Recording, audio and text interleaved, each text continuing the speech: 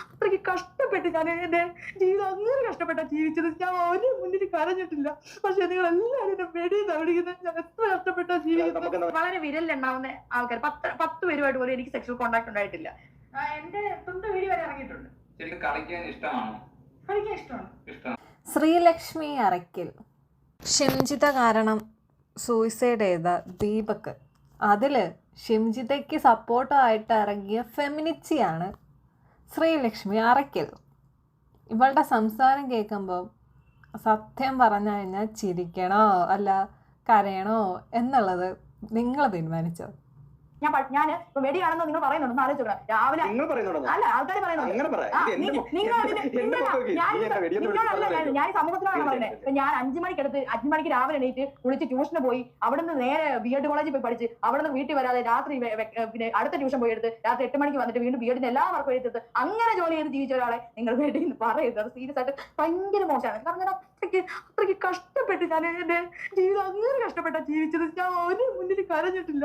പക്ഷെ നിങ്ങൾ എല്ലാവരും എന്നെ വെടിയെന്നാ വിളിക്കുന്നത്. ഞാൻ എത്ര കഷ്ടപ്പെട്ടാ ജീവിക്കുന്നത്. ആൾക്കാർ കരയുന്ന കാണുമ്പോൾ, അതായത് അവർക്ക് അത്രയും വേദന വന്ന് കരയുന്ന കാണുമ്പോൾ സത്യം പറഞ്ഞു കഴിഞ്ഞാൽ സങ്കടം തോന്നും. ഇവരുടെ കരച്ചിൽ കാണുമ്പോൾ സത്യമായിട്ട് എനിക്ക് ചിരിയാണ് വരുന്നത്. അതെന്താണെന്നുള്ളത് പിറകെ കൂടെ നിങ്ങൾക്ക് മനസ്സിലാവും. അതിന്റെ ഒരു ആൻസർ എന്ന് പറഞ്ഞാൽ വേറെ കൺട്രീസിൽ ആ റോമിയോ ജൂലിയറ്റ് ക്ലോസ് എന്ന് പറയുന്ന പോലെ ഇവിടെയും ആ സാധനം വേണമെന്നാണ്. അതായത് നമ്മള് മായാനദി സിനിമയിലാണ് സെക്സ് ഈസ് നോട്ട് പ്രോമിസ് എന്നൊരു ഡയലോഗ് വന്നതിന് ശേഷം വോളണ്ടറി ആയിട്ട് ആൾക്കാര് ഇഷ്ടപ്പെടുന്നതിന് മുമ്പ് തന്നെ ഡേറ്റ് ചെയ്ത് ഒരു റൂം എടുക്കുന്നു, പോകുന്നു. അങ്ങനെ ഒരു സിസ്റ്റം വന്നപ്പോഴാണ് ഈ പ്രശ്നങ്ങൾ കൂടി വന്നത്. ഇപ്പൊ അത് തെറ്റാണെന്നൊന്നും എനിക്ക് പറയാൻ വേണ്ടി പറ്റത്തില്ല. ഇപ്പൊ എന്റെ ലൈഫിൽ അങ്ങനെ ഉണ്ടായിട്ടുണ്ട്. അതായത് ഞാനിപ്പോ എനിക്കൊരു ഒരാളിനോട് ക്രഷ് തോന്നി. ഞാൻ എന്ത് ചെയ്തു, എന്താ പറയാ, ഞാൻ അവനുമായിട്ട് സെക്ഷൽ കോണ്ടാക്റ്റിൽ ഏർപ്പെട്ടു. എന്നിട്ട് അതിനുശേഷം കുറെ നാൾ കഴിഞ്ഞു പിന്നെ ഇത് കണ്ടിന്യൂസ് ആയിട്ട് അതായത് ഇപ്പൊ ഞാൻ എന്റെ ജീവിതത്തിൽ സെക്ഷൽ കോണ്ടാക്ട് ചെയ്ത ആൾക്കാരെ ഇപ്പം എന്താ പറയാ വളരെ വിരലിലുണ്ടാവുന്ന ആൾക്കാർ 10 പേരുമായിട്ട് പോലും എനിക്ക് സെക്ഷൽ കോണ്ടാക്ട് ഉണ്ടായിട്ടില്ല. ഇവരുടെ ഈ ഒരു ഇന്റർവ്യൂ കണ്ട ആൾക്കാരായിരിക്കും നേരത്തെ അവര് പറഞ്ഞ അതിലെന്തെങ്കിലും തെറ്റ് പറയാൻ പറ്റുമോ?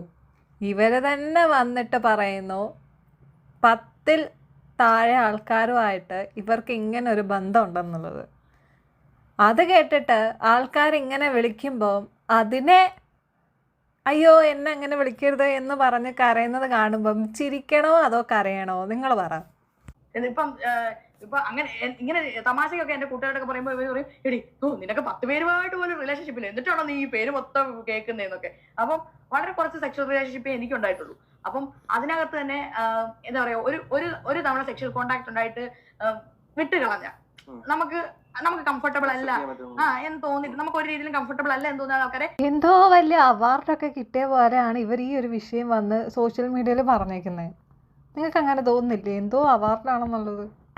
ഇവർ തന്നെയാണ് ഒരു ഇൻ്റർവ്യൂവിൽ എങ്ങാണ്ട് വന്നിട്ട് എനിക്ക് ആണുങ്ങളെ വെറുപ്പാണ് എന്ന് പറഞ്ഞത്.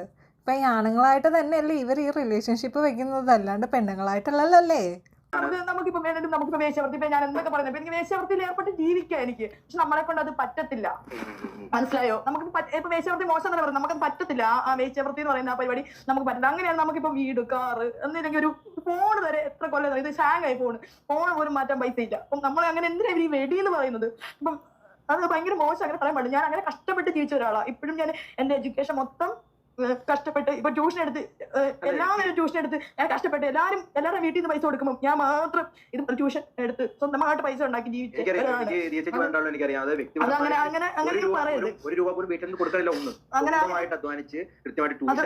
എത്ര പ്രായം തൊട്ട് ഏത് പ്രായം തൊട്ട് അത് 9ാം ക്ലാസ്സിൽ തൊട്ട് ഞാൻ ട്യൂഷൻ എടുക്കാൻ തുടങ്ങിയത്. ഇപ്പൊ 9ാം ക്ലാസ്സിൽ, അതായത് എന്റെ ഒരു 14 വയസ്സ് തൊട്ട് ഞാനിപ്പോ 30 വയസ്സായി.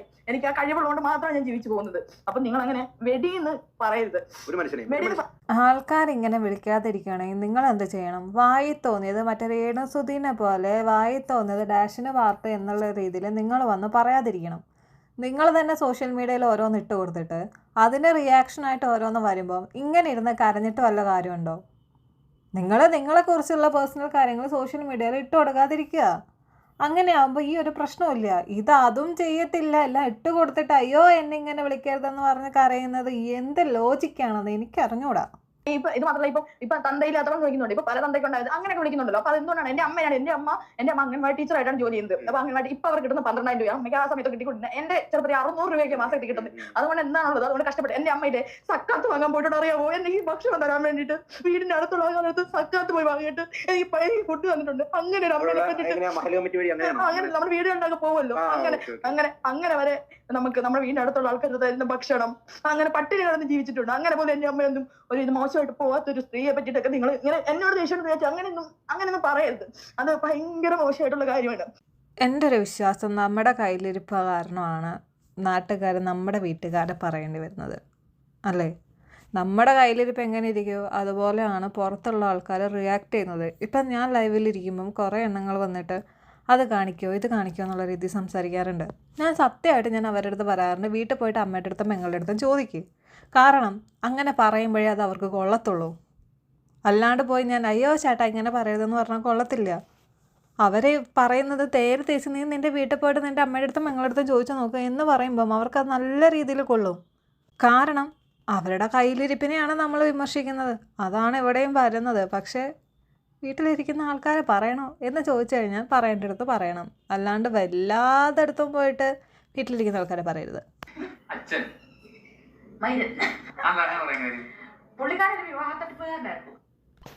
അച്ഛനെ പറഞ്ഞതാണ്. അപ്പോൾ പുള്ളിക്കാരി എന്തോ ഇവിടെ ചെയ്യുന്നത്? 10ൽ കുറവ് ആൾക്കാരുമായിട്ട് മാത്രം. അപ്പം ആ പറഞ്ഞ വാക്ക് ഇവിടെ ശ്രീലക്ഷ്മി അറയ്ക്കലിനെ കൂടെ നമുക്ക് വിളിക്കാമല്ലോ അല്ലേ?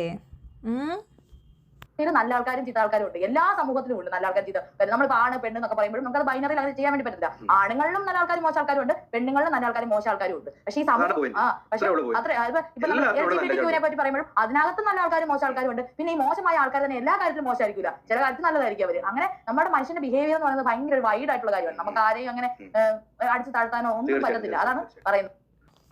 എന്നിട്ട് ഏതോ ഒരു ഇൻ്റർവ്യൂവിൽ പറയുന്നത് കേട്ടോ, ആണുങ്ങളെ എനിക്ക് കാണുന്നതേ ഇഷ്ടമല്ല, അവരങ്ങനെയാണ് ഇങ്ങനെയാണ്, ഇവിടെ നിങ്ങൾ ഇങ്ങനെ പറയുന്നത്. നിങ്ങളൊക്കെ ഈ ഫെമിനിസ്റ്റുകൾക്കൊക്കെ ഈ ഡബിൾ ഡാഡി സെൻറ്റർ ഉണ്ടല്ലേ, ഭയങ്കര കഷ്ടം തന്നെ. ഇയാൾക്ക് ഇപ്പം വേടനായിട്ടുണ്ടെങ്കിൽ രാഹുൽ മാങ്കൂട്ടത്തിനായിട്ടുണ്ടെങ്കിലും ഒക്കെ എന്ന് വെച്ചാൽ അവരുടെ സെക്ഷൽ ലൈഫിൽ ഒരു ഡിസിപ്ലിൻ ഇല്ലാതായി പോയതുകൊണ്ടാണ് ഇങ്ങനെയൊക്കെ സംഭവിച്ചതെന്നാണ് എനിക്ക് മനസ്സിലായത്. അപ്പം സെക്ഷൽ ലൈഫിൽ ഡിസിപ്ലിൻ ഉണ്ടാവുമായിരുന്നുവെങ്കിൽ നമുക്ക് ഒരുപാട് മുന്നിലേക്ക് എത്താം. ഇപ്പം ഇതിപ്പം ഡബിൾ ഡാഡി സെൻറ്റർ എന്നൊന്നും പറയാൻ പറ്റത്തില്ല. പല പല പല പല നിലപാട് പല പല കാര്യങ്ങളിൽ ഇവർ കാണിക്കുന്നുണ്ട്. അപ്പം ഇപ്പം ഞാൻ എത്ര ഡാഡി സെൻറ്റർ എന്ന് പറയണം? അതാണ് നിങ്ങളുടെ ഈ കയ്യിലിരിപ്പ് കൊണ്ടാണ് പലരും പലതും പറയുന്നത്. നമ്മളൊരു കാര്യം പറയുമ്പം നമ്മൾ ആ കാര്യത്തിൽ ഉറച്ചു നിൽക്കുക. അപ്പം ഇത്രയൊന്നും കേൾക്കേണ്ടി വരത്തില്ല. ഇത് ഓരോ ഇൻ്റർവ്യൂവിനെ കാണുമ്പോഴും അല്ലെങ്കിൽ ഓരോ ആൾക്കാരെ കാണുമ്പോഴും മാറ്റി മാറ്റി മാറ്റി മാറ്റി പറയുമ്പോൾ പിന്നെ നിങ്ങളെ എന്ത് തേങ്ങാക്കൊലയാണ് പെണ്ണമ്പിള്ളേ പറയേണ്ടത്? നിങ്ങൾ ആദ്യം ഏതെങ്കിലും ഒരു സ്റ്റാൻഡിൽ ഉറച്ചു നിൽക്കുക. മനസ്സിലായോ? ശരി എന്നാൽ കാണാം.